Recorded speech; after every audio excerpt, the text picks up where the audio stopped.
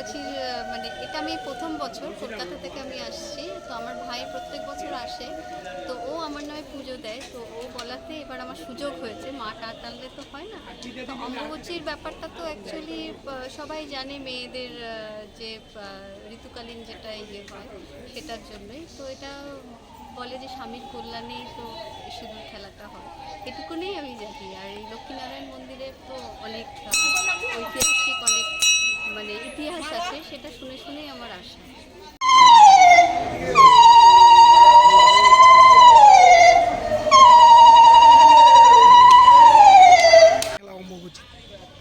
হাজব্যান্ডের কামনার জন্য, যাতে সে সুস্থ থাকে, ভালো থাকে। আমরা সবাই অমাবস্যার মধ্যে মা কামাখ্যার জন্য উনির যে 3 দিনের যে পালন করা হয় এটার জন্যই আমরা খেলি সবাই, যারা মহিলারা আছে, যারা আমরা সবাই সিঁদুর দিয়ে সেরে মঙ্গল কামনা করি হাজব্যান্ডের জন্য, সবাই যাতে ভালো।